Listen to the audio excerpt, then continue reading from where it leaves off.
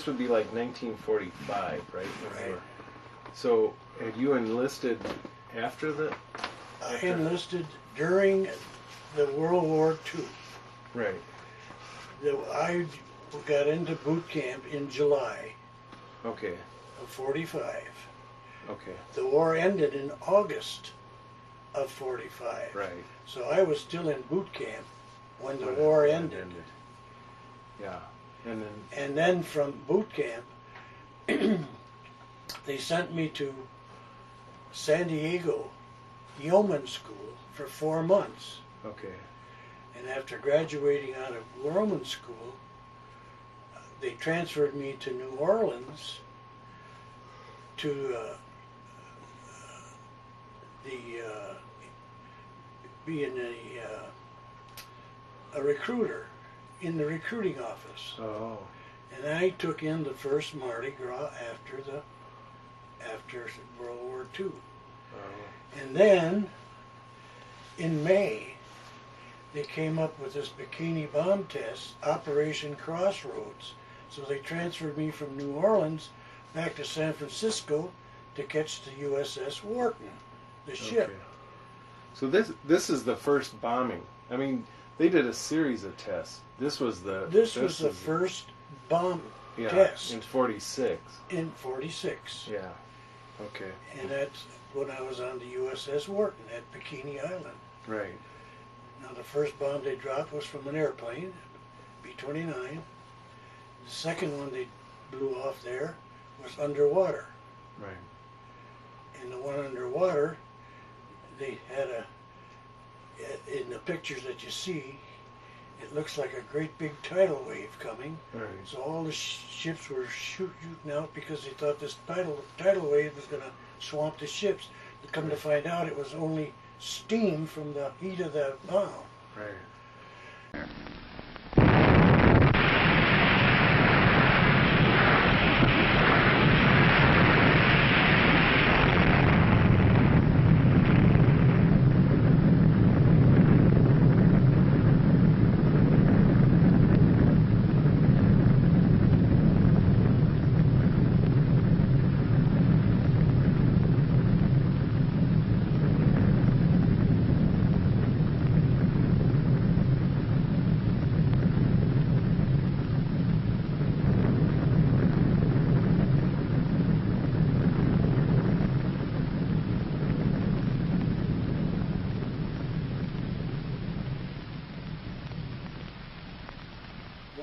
We were told that the Navy had moved all the inhabitants of Bikini to another larger island. Oh.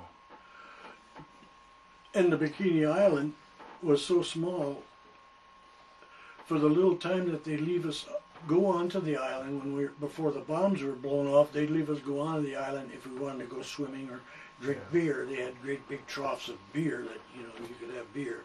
Mm-hmm. But this friend of mine from the ship, Jack Judd, and we walked around the island ourselves. It wasn't that big of an island. I could never visualize how anybody could live on that island. Yeah. It was just a few palm trees and of course they had moved everything out. Any huts or anything that they had, that was all gone.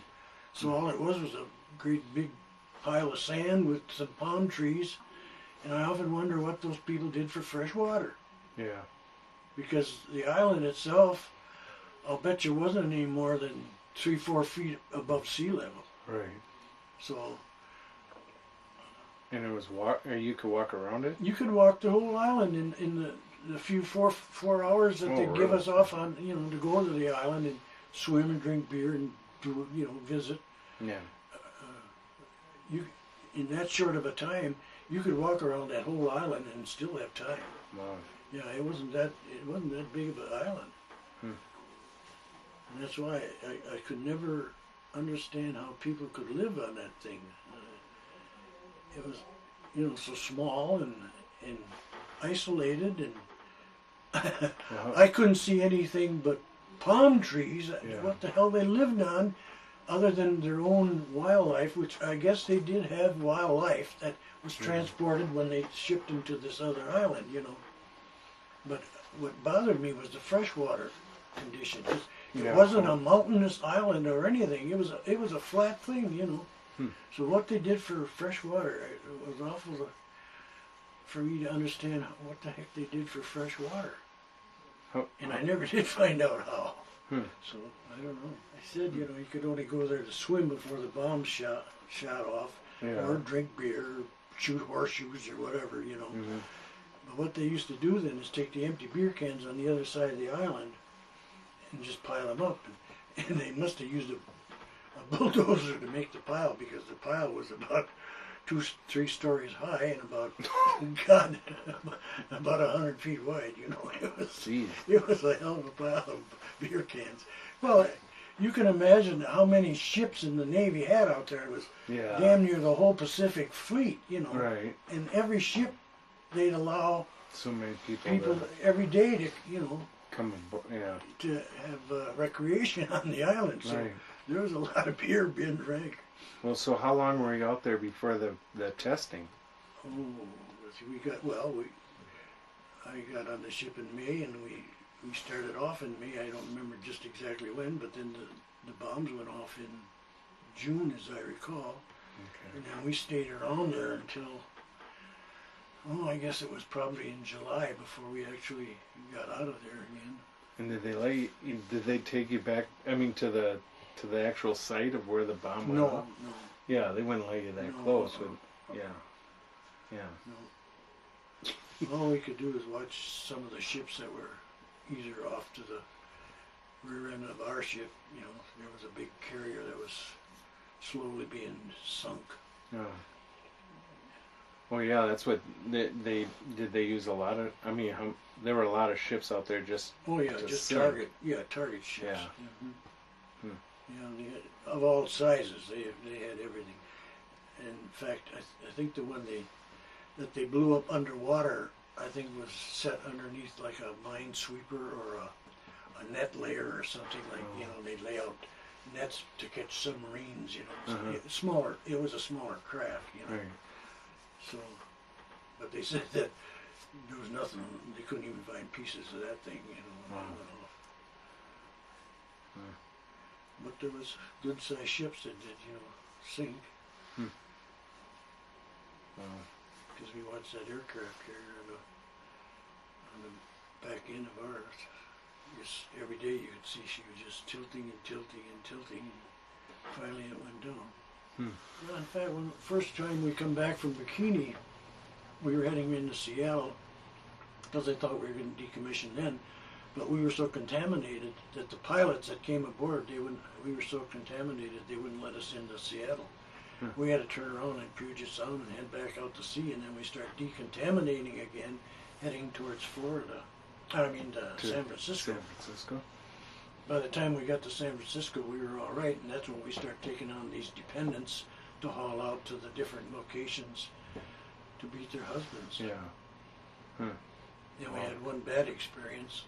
See, aboard ship every day, the yeomans aboard ship would put out a newspaper, and it was taken by one of the officers as communications over radio, you know. Right. And then he'd rough it out, and then we'd have to type it out on stencils and run off, you know, like everyday newspaper. And that one trip we were making to Guam, of course, the officer taking all this news over the radio. One of the women on board, her husband was a pilot on Guam for the Army Air Force. Okay. He had crashed and died. Oh. So we had to make sure that didn't get into the paper, you know. So hell, we must have been at least another week out before we got to Guam, and hear everybody knowing that her husband was dead, but that had to be a hell of a joke when she got there. This is after we got all cleared off and done with Bikini and what have you. This lieutenant engineering officer that got me to make yeoman third class. Yeah. His time was up. He was a reserve, and his time was up in the Navy.